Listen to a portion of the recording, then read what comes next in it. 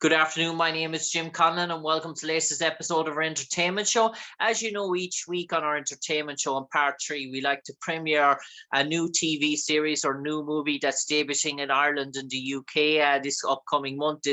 And especially on this week now, our special attention focus here on an Irish aspect, debuting on cinemas nationwide next Friday night, Friday, January the 20th, all over Ireland, and wherever you are in cinemas, you can go out and see a real type of horror type thriller type movie. It's called The Offering. It stars Paul, Kaye, Nick Blood, Allan Corduner, and our special guest this evening, the one and only Emily Wiseman, who plays the character Claire. The Offering is about a Jewish sort of family who sort of retrieved by sort of an ancient sort of demon that is sort of haunting him in terms of looking to get his own sort of rituals back, and these sort of Jewish sort of family is sort of taken apart one by one in this psychological thriller. Claire, Emily, who plays the role of Claire, I suppose, in terms of your role within the movie, what's your type of character play? How can you relate to this sort of Jewish background? Is your character of Jewish descent in this movie? No, so my character is the only person in the film that isn't Jewish. She's actually the outsider of the film. So she is the wife of Art, and we are coming back to his family home. And I'm with child, and we're trying to make amends basically with his family, who previously have told me that I will never be a part of it. And so as a non-Jewish woman, I'm coming back into this Hasidic Jewish community and trying to make amends and bring my child into a loving environment. And hopefully, I think Claire, my character, is hoping that it'll go well. And is it, from the looks of the trailer, it looks like the father is deciphering on some sort of art sort of father in terms of some sort of demonic sort of background that he's sort of studying, and he sort of unleashes the box, dare I say. Well, there's actually a morgue that they run underneath my husband Art's home, who's played by Nick Blood. And one of the bodies that comes to the morgue has a demon encased inside it, and my husband Art accidentally releases this demon, and then all hell breaks loose from there. And Emily, in terms of the movie, the plot, how did you get involved in this production? Was it a regular talent agent sort of route, or were you sort of pitched out for this role? Were you sort of sought out for it? No, it was the regular avenues that you would normally sort of go through. My agent sent it to me, but we were smack bang in the middle of COVID. So it was actually difficult for me to even leave the country. I was in Australia at the time. And so I think I heard that I got the role, and then within 4 days I was on a plane to Bulgaria, and we started shooting as soon as I landed. So it was a very quick turnaround in that case. Wow, so the production of the movie was done in Eastern Europe? It was done in Bulgaria. So Millennium Media, which is the studio behind The Offering, has their studio out in Bulgaria. So a lot of films shoot out there on a regular basis. So we were so fortunate to be able to be out there. It's a beautiful studio. The crew is Bulgarian. They are just the most hardworking crew, and they're amazing at what they do. So the whole experience was lovely, and it was also so nice to be able to travel in the middle of COVID. So I felt blessed for that reason as well. And Emily, obviously you mentioned they're traveling in the middle of COVID and staying in Bulgaria. Were you sort of, because of what everything was going on in the world, were you sort of still, after production set, were you still sort of quarantined to your sort of hotels offering? Did you get any chance to savor the sights?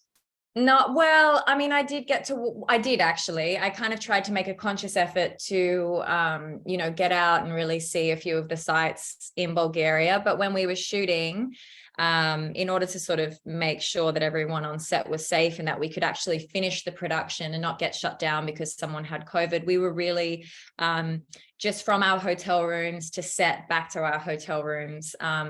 But I think the beautiful thing about that was it really created this sort of camaraderie. Like we all were focused on the project. We wanted to, you know, give it our all. And that was sort of we didn't have any distractions. We weren't out at the pubs and, you know, getting up to mischief. So. And Emily, in terms of the movie and the special effects and the sci-fi and the sort of the whole bringing the horror elements to life, in terms of seeing it back for the first time, where you sort of revel, because as we know, as actors, actresses, you have to do an awful lot of imagination when it comes to green screen and sort of special effects and imagining horror. Were you still sort of taking back on terms of what you visualized in your head? Oh, it was amazing. What they did was absolutely amazing. It's always the actual demon in the movie was originally purely physical. So we had this massive, like sort of I don't want to even say a mask, it doesn't do it justice, but this sort of like horn devil thing on stilts. It was massive, and we really wanted to try and create this terror in a physical way. It was important to the producers and to our director. But actually what ended up happening was the actual production and all of the actors and the story was so profound. They kind of came back and they said, here, you've got more budget. Let's CGI this. Let's make the monster as amazing as the rest of the film. And so I was really surprised when I saw the film for the first time, because I hadn't seen this new demon that they had created. But yeah, it's terrifying. It's terrifying. And in terms of the premiere of the movie, obviously, did you get to see it through a taping first of all, or you didn't actually get to come together as a cast, or did you do a sort of Zoom call as in terms of a cast to watch it all together? Or no, we were so lucky. We it did the festival circuit prior to being premiered, so we all saw it together in Austin, Texas, actually, back in August 2022. So that was, it was really special to all come together, because we're from, you know, London and Australia and America, so we all kind of met in Austin and watched it. And I suppose, Claire, this whole thing about demons, Emily, in terms of your character, Claire, I'm sort of enroped in it now. I'm calling you Claire. Oh, no, it's fine. But Emily, in terms of your character and the whole demon possession, that sort of fear of sort of childbirth and sort of the consciousness of expressing horror during childbirth, and you're always playing as an actress where you're trying to think about your own life, but you're also trying to think of the life that you're carrying inside you as well, in terms of portraying that acting. Yeah, I think that was my character's main motivation is her child, and I really got to focus on this idea of, you know, a woman's primal instinct to protect her young. It's a very mystic, you know, it's dealing with the Jewish mysticism and esotericism, and so a lot of the other characters have other tools like spells and Jewish law that they can deal with to sort of combat this demon, whereas my character Claire, who is not Jewish in the film, just has her primal instinct to protect her child, and that's kind of what's driving her to defeat this demon. So she kind of just uses what she can, but yeah. And Emily Wiseman, growing up, were you a fan of horror movies? Are you sort of a secret horror chick in terms of reveling in the past, or is it your sort of thing? If you weren't involved in a horror movie, would you go and watch one? No, oh my goodness, it's so funny. This has come up quite a bit. Me and Nick, who plays my husband Art, Nick Blood, we're both scaredy cats. So we don't particularly watch horror very often. Do you guys have Wallace and Gromit in Ireland? We do, yes. Okay, so growing up, Wallace and Gromit terrified me. That's how much of a scaredy cat I am. Like, those little clay creatures were terrifying. So to actually then be a part of a horror was a real challenge and a really interesting experience. And do you get a sort of a secret admiration for it with all the special effects and the wardrobe and costume and designs that goes into sort of creating that reality of horror? Have you sort of got a more, being involved in production, have you got a more sort of admiration for what goes on to create a really good horror movie?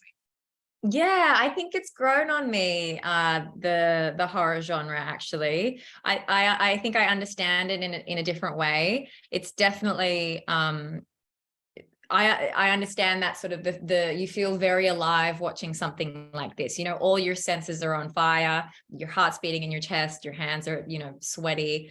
I think what surprised me the most was how technical it is. Like, from an actor's standpoint, it's very, very technical. And in order um, to execute the scares of the horror, you have to make sure that you're getting, like, you're hitting your mark, you're in the light, you're jumping at the right time, as well as, you know, honoring the story and the drama of the story. So that surprised me.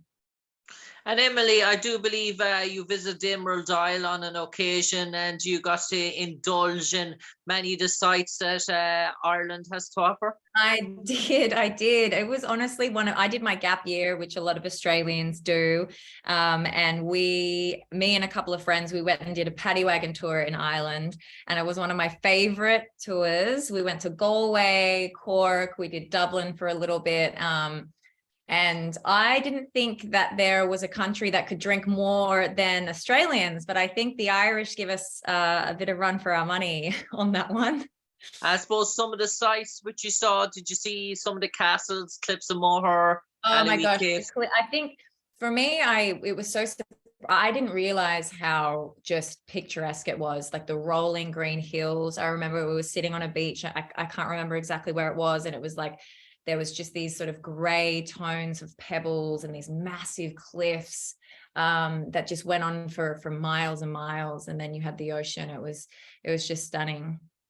And Emily Wiseman, I know you've an awful lot of projects that you're tied up in, which you can't speak about coming up for 2023, but it's going to be a busy year for you. Can we expect a good lot of TV series, movies coming our way in Ireland? A lot to look forward to, yeah. Yeah, that's good to hear. And Emily Wiseman, now for the last 30 seconds, I might turn it over to you. You might enlighten all our audience and listeners why they should go out and see the horror movie, The Offering, out in cinemas nationwide in January the 20th. Why they should roll out to the cinemas in their bikes, cars, tractors, automobiles, and get into the recliners, get out their popcorn, their Maltesers, their shakes, and put the feet up, and what's in store for them. Oh, it's so fun. You've got to go. If you like being scared, if you like sitting on the edge of your seat, your adrenaline pumping, this is a really fast-paced action thriller horror with a beautiful story and a lot of heart. So I think the audience will really love it. On that note, Emily Wiseman, thanks for joining us on the air this evening to premiere The Offering, which is out nationwide in cinemas throughout Ireland on January the 20th. Emily Wiseman plays the character Claire in this sort of Jewish type horror movie, one to be noted for, has won many awards so far. We do recommend it. And Emily, thanks for joining us this evening. Busy out in sunny California. We'll let you get back to your work. Thank you so much. It was such a pleasure, Jim. We'll chat to you soon. Take care, Emily. See ya. Bye.